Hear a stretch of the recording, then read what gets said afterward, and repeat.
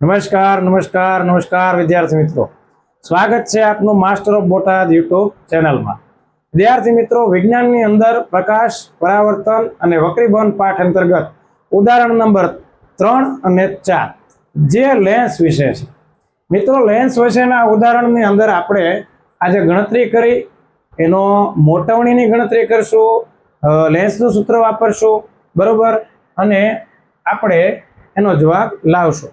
વિદ્યાર્થી મિત્રો, આપના પુસ્તકની અંદર જે રકમ આપેલી છે તમે જુઓ કે ઉદાહરણ નંબર 3, એક અંતર્ગોળ લેન્સની કેન્દ્ર લંબાઈ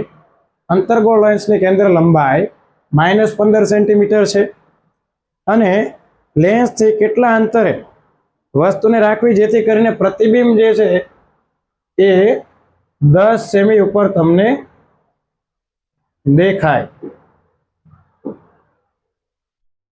કેટલા સેમી દેખાય? 10।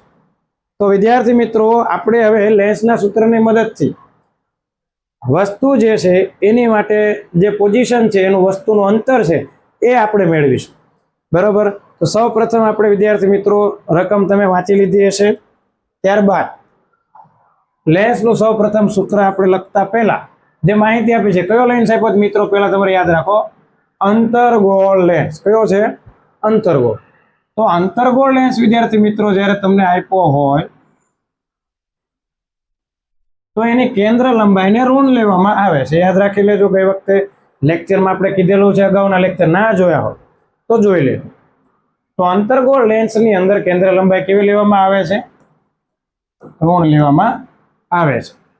વિદ્યાર્થી મિત્રો, એમ કીધું કે લેન્સની નજીક ક્યાં વસ્તુ રાખવામાં આવે કે જેથી કરીને એ જે છે એનું અંતર તમને 10 સેમી મળે, એનું અંતર 10 સેમી મળે તો એ ક્યાં રાખવામાં આવે, બરોબર।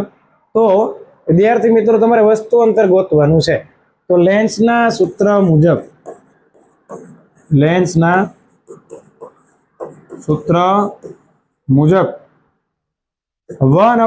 - 1/u = 1/f। 1/v - 1/u બરાબર 1/f। તમને યાદ રહી જ ગયું હશે, અગાઉના લેક્ચર જોયા હોય અથવા સ્કૂલમાં ભણ્યા હોય તો 1/, વિદ્યાર્થી મિત્રો આપણે u જે છે ને કરતા બનાવવા હોય તો v છે, આ f વાળું પદ સામે જવા દો, સામે। તો આ f વાળું પદ છે, બરાબર। તો 1/v - 1/f બરાબર 1/u, કારણ કે u વાળું પદ જે છે મિત્રો એ આ સાઈડ આવી જશે તો 1/u પ્લસ થઈ ગયું, તેથી 1/u બરાબર 1/v વિદ્યાર્થી મિત્રો કેટલા છે? -10। 1/f કેટલા છે? -15। વિદ્યાર્થી મિત્રો, માઇનસ માઇનસ કેટલા થઈ જશે? પ્લસ, બરોબર। કેટલા થઈ જશે? Plus 1/-10 plus 1/15। મિત્રો, બધાને ખબર પડે કે પ્લસ વાળું પદ આપણે આગળ લખીએ છીએ, માઇનસ વાળું પદ આપણે પાછળ લખીએ। ગણતરીને આગળ વધારીએ તો આ બે ની અંદર તમે સીધી ગણતરી કરી 150 છે, આ છે, તે છે, 150 કરીને કરી શકો। જો તમને અલગ રીતે વાત કરું, કારણ કે મોટી રકમ હોય ત્યારે ક્રોસ ગુણાકાર છે તમને લાંબો પડે, અત્યારે તમે કરશો 10 × 10 15 × 15, ઈઝી છે। આપણે નવી રીતે કંઈક વિચારીએ કે અહીંયા 5 તેરી 15 હોય કે ન હોય, અને 5 દુ 10 હોય કે ન હોય, રેડી? તો 2 માંથી 5 કોમન કાઢો તો 1/5 કોમન, તો 1/1 કેટલા થઈ જાય? 3। આ નાના દાખલામાં એટલે સમજાવું છું કે મોટી રકમ હોય તો તમારે પ્રોબ્લેમ પડે નહીં, કોમન તમે કાઢી શકો। કારણ કે દર વખતે મોટી રકમ હોય, અહીંયા 43 હોય ને સામે 45 હોય તો તમે કઈ રીતે લાંબી ગણતરી કરી, થોડીક વાર લાગે। પણ મોટી રકમ હશે તો કોમન કાઢવા વાળું કંઈક અંદર હશે જેથી ગણતરી સરળ થઈ જાય। 1/3 - 1/2। જો મિત્રો, અહીંયાથી જ્યારે છેદમાં આમ લખીએ તમે તો તમે અહીંયા 2 માંથી છેદમાંથી હું બહાર કાઢીએ તો 5, તો અહીંયા વચ્ચે 1/3 - 1/2। આને તમે ફાસ્ટ ઝડપથી કરી શકો, 1/5। 2 × 2 માઇનસ 3 એકા 3 છેદમાં 3 દુ 6 મિત્રો 2 માંથી 3 જાય તો -1 6 પંચા 30 એટલે કે 1/u બરાબર -1/30 તો u બરાબર મિત્રો આવશે -30 સેન્ટીમીટર। વિદ્યાર્થી મિત્રો આ મળી ગયું તમને વસ્તુ અંતર u। હવે આપણે પ્રતિબિંબ જે છે કેવડું હશે કેવા પ્રકારનું હશે એની માટે મોટવણીની ગણતરી કરવી પડે। મિત્રો સ્ક્રીનશોટ તમે લઈ શકો છો। હવે આપણે જે છે શેની ગણતરી કરવાની રહેશે મોટવણીની બરાબર મોટવણીની ગણતરી કરવાની છે। તો વિદ્યાર્થી મિત્રો અહીંયા આપણે જ્યારે મોટવણીની ગણતરી કરવી હોય ત્યારે 15 10 અને 30 બરાબર f કેટલા છે 15 v કેટલા છે 10 અને u કેટલા આવ્યા 30 બરાબર। તો આ બીજા દાખલાની રકમ છે। હવે આપણે કોની ગણતરી કરીશું વિદ્યાર્થી મિત્રો મોટવણી।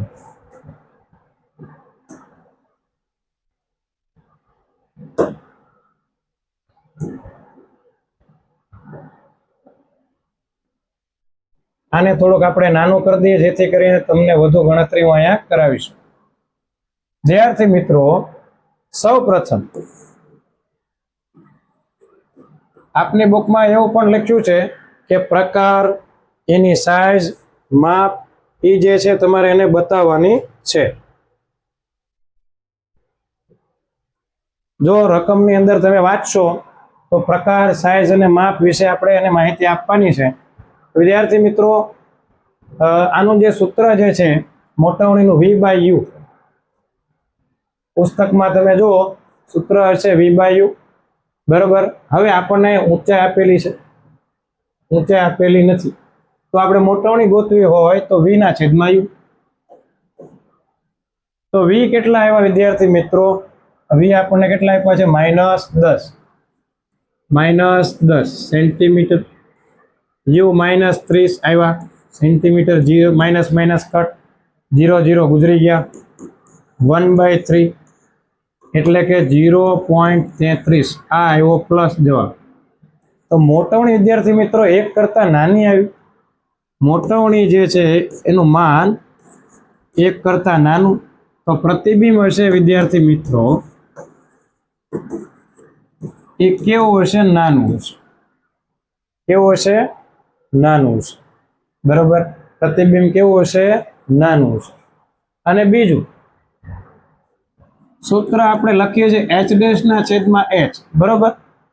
તો વિદ્યાર્થી મિત્રો ઉપર અંશ જે છે અને નીચે શું હોય છેદ। હવે યાદ કરો કે આ પ્રતિબિંબ છે ઉપર શું છે પ્રતિબિંબની ઊંચાઈ નીચે છે વસ્તુની ઊંચાઈ। તો પ્રતિબિંબની ઊંચાઈ મોટી લેવામાં આવે અને વસ્તુની ઊંચાઈ નાની લેવામાં આવે તો જવાબ 1 કરતા મોટો આવે। અહીંયા 1 કરતા નાનો આવ્યો। મને ખબર પડી ગઈ કે આ જે મોટવણી જે છે h'/h એટલે પ્રતિબિંબ છેદમાં વસ્તુ મતલબ કે વિદ્યાર્થી મિત્રો વસ્તુની ઊંચાઈ મોટી હોવી જોઈએ તો જ આનો જવાબ 1 કરતા નાનો આવ્યો હોત। એટલે કે પ્રતિબિંબની ઊંચાઈ નાની હશે બરાબર। પ્રતિબિંબની ઊંચાઈ કેવી હશે નાની હશે। અને બીજું કે વસ્તુ તો વિદ્યાર્થી મિત્રો એની ઊંચાઈ તો ધન જ લેવામાં આવે। આની ઊંચાઈ જો ધન લેવામાં આવે તો જવાબ જે છે ધન આવે મોટવણીનો મતલબ બંને સીધી મૂકવામાં આવેલું હોવું જોઈએ અથવા બંને સીધું હશે પ્રતિબિંબ અને વસ્તુ એટલે કે ચત્તુ પ્રતિબિંબ મળે। કેવું પ્રતિબિંબ મળે ચત્તુ। અને તમે આકૃતિમાં ભણ્યા છો કે અંતર્ગોળમાં ચત્તુ પ્રતિબિંબ જ મળે છે આ સાઈડ ડાબી સાઈડ। તો પ્રતિબિંબ જે છે આપણને કેવું મળશે ચત્તુ અને વસ્તુ કરતા નાનું। અને વિદ્યાર્થી મિત્રો ચત્તુ હોય એની સાથે કેવું હોય આભાસી હોય કેવું હોય છે આભાસી। રેડી। તો આ રીતના તમારે નક્કી કરવાનું છે કે મોટવણી દ્વારા જો 1 કરતા નાનું આવે તો પ્રતિબિંબ નાનું હશે અને આ ધન આવે તો મોટવણી ધન હોય તો વસ્તુનું પ્રતિબિંબ ચત્તુ હોય। આની પહેલાના લેક્ચરમાં મોટવણી વિશે વિસ્તૃતમાં સમજાવેલું છે જ્યારે પણ આપ મૂંઝાવ ત્યારે વિડીયો જોઈ લેજો, જેથી કરીને મોટવણીની આપને ક્લિયરિટી વધી જાય. હવે ઉદાહરણ 4 ની અંદર વિદ્યાર્થી મિત્રો શું આપ્યું છે કે વસ્તુની ઊંચાઈ ધારો કે આપણને આપી છે 2 સેમી અને કેન્દ્ર લંબાઈ છે 10 સેમી. બહિર્ગોળ લેન્થ છે વિદ્યાર્થી મિત્રો, બહિર્ગોળ લેન્થ. તો એની જે કેન્દ્ર લંબાઈ છે પ્લસ લેવામાં આવે છે. બહિર્ગોળની કેન્દ્ર લંબાઈ વિદ્યાર્થી મિત્રો કેવી લેવાની છે? પ્લસ. વસ્તુને પ્રતિબિંબ જે છે એ કઈ રીતે મળે કે જેથી કરીને વસ્તુ આપણે 15 રાખીએ તો પ્રતિબિંબ ક્યાં મળે એવું પૂછું કે લેન્સથી વસ્તુ જે છે ક્યાં રાખેલી છે 15 અંતર, તો કે પ્રતિબિંબ ક્યાં મળે. ઓકે, તો આપણે લેન્સના સૂત્રની મદદથી આ દાખલો ગણીશું, એટલે કે પ્રતિબિંબ કેવું મળે એની વાત કરી છે. વિદ્યાર્થી મિત્રો લેન્સના સૂત્ર મુજબ 1/v -1/u બરાબર 1/f. તો 1/v ને કરતા બનાવો તો 1/u ઓલી બાજુ જાય તો પ્લસ 1/f. હવે વિદ્યાર્થી મિત્રો આપણે કિંમત મૂકી 1/v બરાબર 1/-15. અહીંયા જો u બરાબર કેટલા લેશું? -15. કારણ કે વિદ્યાર્થી મિત્રો લેન્સની હંમેશા ડાબી તરફ વસ્તુને લેવામાં આવે છે, જેથી કરીને અંતર ઋણ લેવાનું છે. બહિર્ગોળ લેન્સની કેન્દ્ર લંબાઈ વિદ્યાર્થી મિત્રો ધન લેવામાં આવે છે, એટલે આપણે કેન્દ્ર લંબાઈ ધન લીધી છે, બરોબર. અને 1/f કેટલા મૂકીશું? +10. બહિર્ગોળ લેન્સ એટલે કેન્દ્ર લંબાઈ ધન લેવામાં આવે છે, એટલા માટે આપણે +10 મૂકીશું. ત્યારબાદ વિદ્યાર્થી મિત્રો અહીંયા 1/v બરાબર 1/10 - 1/15. 15 એકા 15, 10 એકા 10, 15 દાન 150. હમણાં અહીંયા આપણે કોમન લઈને શીખવાડ્યું. હવે આપણે ડાયરેક્ટ શીખીએ. બંને દાખલામાં વેરાયટી મુજબ આપણે ચોકડી ગુણાકાર પણ કરીએ, અથવા તો બંનેમાંથી કોઈ કોમન વસ્તુ પણ લઈએ. 15 માંથી 10 જાય તો 5, નીચે આવશે 150, બરાબર. તો અહીંયા વિદ્યાર્થી મિત્રો 5 તેરી 15, એટલે અહીંયા જે છે વિદ્યાર્થી મિત્રો 30 જવાબ 1/30 આવશે. 1/30 કેટલા આવશે? 30. તો v બરાબર કેટલા થાય? 30 સેન્ટીમીટર થાય. v બરાબર કેટલા? 30 સેન્ટીમીટર. હવે વિદ્યાર્થી મિત્રો v બરાબર જો 30 સેમી હોય અને વસ્તુની ઊંચાઈ આપેલી હોય, આપ બહુ સરળ રીતે જાણો છો કે મોટવણી બરાબર v/u h'/h. આપણને વસ્તુની ઊંચાઈ ગોતવાની કીધી હોય, વસ્તુની શું કીધી હોય? ઊંચાઈ. અથવા તો અહીં ઊંચાઈ આપેલી છે તો આપણે પ્રતિબિંબની ઊંચાઈ ગોતવાની કીધી હોય, તો આ બેની સૂત્રની આપણે સરખામણી કરવાની. તો ચાલો h'/h બરાબર v/u. તો આપણે h' ને કરતા બનાવવો હોય તો hv/u. હવે h' બરાબર h કેટલા આપ્યા છે? 2. v કેટલા લેવાના? v લેવાના થશે આપણે 30. અને વિદ્યાર્થી મિત્રો વસ્તુ અંતર u બરાબર -15. રેડી? 15 × 2 = 30. તો h' બરાબર અહીંયા 2 × 2 = 4 અને આ એક માઇનસ નિશાની, કેટલા સેન્ટીમીટર આવશે? -4. જો વિદ્યાર્થી મિત્રો h માઇનસ હોય તો પ્રતિબિંબ ઉલટું હોય. મોટવણીથી જ આપણને ખબર પડી જાય, અહીંયાથી ખબર પડી જાય પ્રતિબિંબ કેવું છે? ઉલટું. ઉલટું હોય તો વાસ્તવિક, ઉલટું હોય તો વિદ્યાર્થી મિત્રો કેવું પ્રતિબિંબ હશે? વાસ્તવિક.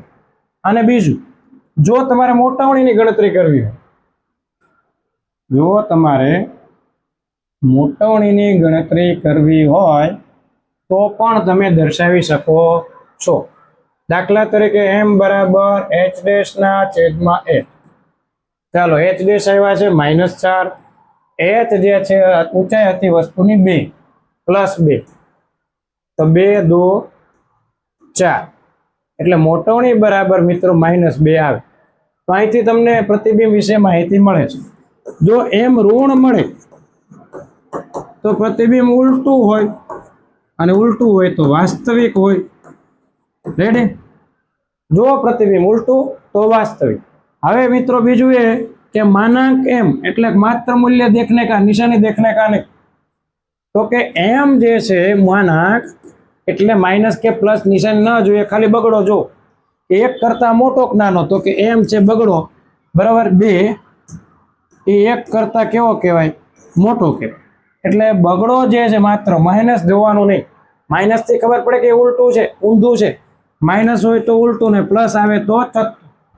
બીજું કે જો મોટવણી જે છે એ 2 કરતા 1 કરતા મોટું મૂલ્ય કહેવાય. બગડો કેવો કહેવાય? વિદ્યાર્થી મિત્રો મેથ્સ પ્રમાણે નહીં જોતા. -2 માં માઇનસ ભૂલી જાઓ. માઇનસ તો ખાલી ઉલટું બતાવવા માટે છે, પરંતુ 2 જે છે માનાંક જ્યારે કરું ને ત્યારે પ્લસ માઇનસ નહીં જોવા. આને કહેવાય માનાંક એમ મૂલ્ય. તો 1 કરતા 2 હંમેશા ખબર છે 1 કરતા કેવા કહેવાય? મોટા. તો કે મોટું છે એટલે પ્રતિબિંબ પણ કેવો હશે? વસ્તુ કરતા મોટું હશે. બરાબર? તો આ રીતે તમે કોઈ પણ લેન્સ દ્વારા પ્રતિબિંબ અને વસ્તુ સીધું છે, ચત્તું છે, પ્રતિબિંબ ઉલટું છે, વાસ્તવિક છે, આ રીતના તમે ગણતરી કરીને દર્શાવી શકો છો. આ હતું વિદ્યાર્થી મિત્રો ઉદાહરણ 3 અને 4. હવે આવતા લેક્ચરમાં આપણે લેન્સના જે પાવર છે એના વિશે ભણીશું, અને આવનારા 1 કે 2 લેક્ચરની અંદર આ પાઠ થઈ જશે પૂર્ણ. બરોબર? તો આવતા લેક્ચરમાં મળીશું. ત્યાં સુધી જય હિન્દ, જય ભારત, નમસ્કાર.